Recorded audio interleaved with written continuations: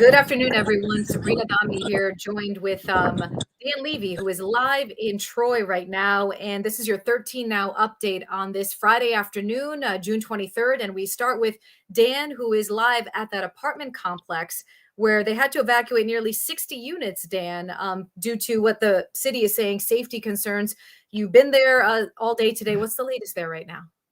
Well, I can tell you, Sabrina, the people are really angry. They're really upset. They're frustrated.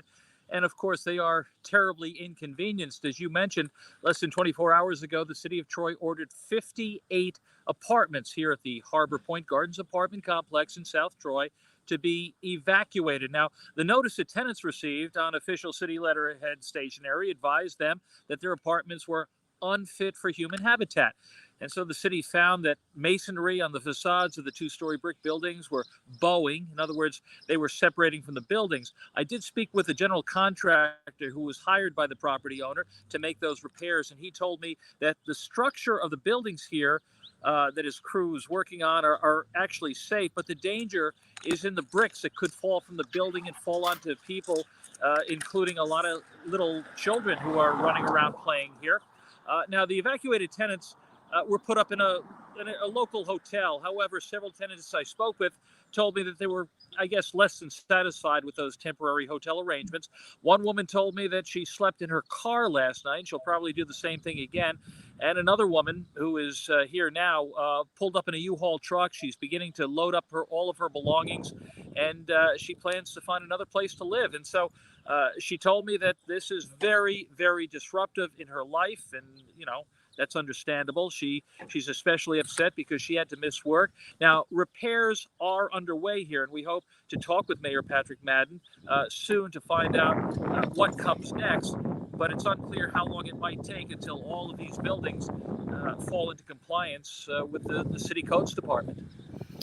We saw a picture of Mayor Madden a short time ago as he was giving us an update yesterday. Dan, from the video we saw, it's kind of tough to see what are the concerning parts. You described it, but were you able to see it firsthand? Absolutely. We were up close. There's a crew of about 20 people from a local engineering firm and repair company, and they've actually knocked down all the bricks from the side of some of the buildings. Obviously, they have to determine what will replace them. Will they put up bricks again? Will it be some sort of vinyl siding? That decision, I don't believe, has been made yet. Right now, they just have to correct the bowing bricks to make sure that they don't fall on people. Okay. Dan Levy joining us live from Harbor Point Apartments in Troy, where 58 units have been evacuated. Dan, thank you so much for the update. We'll get the latest from you live at 4. See you later. Let's get a check on your first morning forecast. It's the first full weekend of summer. Well, I guess the first weekend of summer, technically, Paul. And you are tracking rain and the chance for storms. And just looking outside, you can see the clouds are starting to move in. Yeah, and I think what you're seeing really is the increasing humidity, Sabrina. It's just been so comfortable over the past several weeks. But now that we flipped the calendar over to summer, we're getting deeper into the season. You're starting to feel that the mugginess in the air. You can certainly feel it for sure. Yeah, and it totally leads to those billowing clouds that we see, and we'll get more of as we go through time. So outside right now in Catskill, you can see that we have some fair weather clouds and some high and mid-level clouds as well. 82 degrees on the CDPHP first warning cam. We'll continue to see temperatures climb into the upper 70s and lower 80s as we get into the next couple of days. We are also going to see temperatures really push higher than the mid 80s in some spots with some sunshine. Schaghticoke is at 85 right now. First warning, live Doppler radar is quiet, scanning the skies across the capital region. No showers just yet.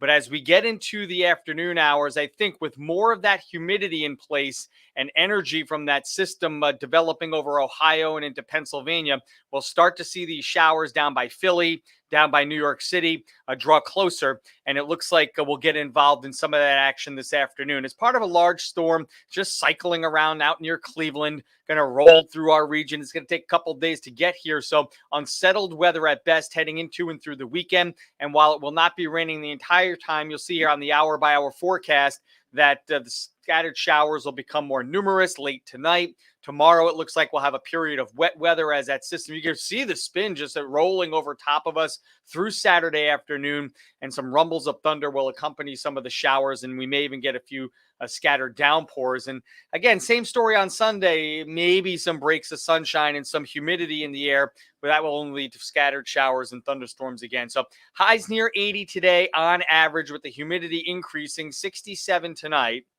with scattered showers, more showers and some spotty thunderstorms around as we get into the afternoon hours on Saturday and Sunday. Notice lower 80s for highs, muggy 60s for overnight lows. So AC weather for sure. And it looks like we'll continue with unsettled weather and humid weather as well as we get into the early and mid part of next week. Sabrina.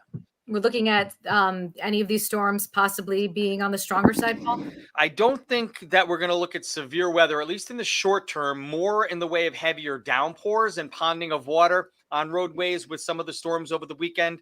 But I have my eyes on Monday. Could get a little interesting, but a lot of things would have to break certain ways for us to get severe weather on Monday. We'll be on the lookout right through the weekend.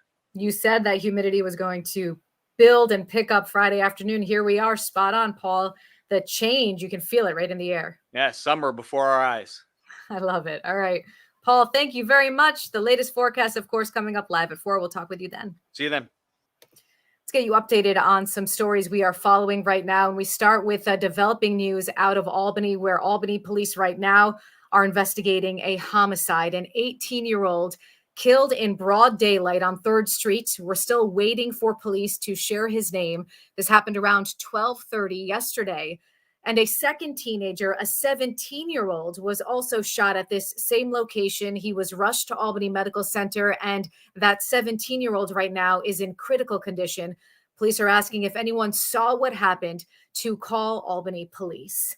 And in Schenectady right now, police there are also investigating a shooting. Here's a look at the location where this happened. It happened last night around 9 o'clock in the area of Mason Street and Avenue B. And as officers were investigating this, responding to that area, a second report came in of a man brought to Ellis Hospital with a gunshot wound to the foot. It's likely that this is connected with that scene. Police do say he is expected to be okay. Well, you may remember this. Just about 7 weeks ago, there was a statue that was vandalized right in front of a restaurant in Albany. And it looks like, unfortunately, that a second statue has been vandalized at this same location. A few pictures now of what we received from here. These pictures were sent to us this morning from a viewer outside 288 Lark Wine and Tap.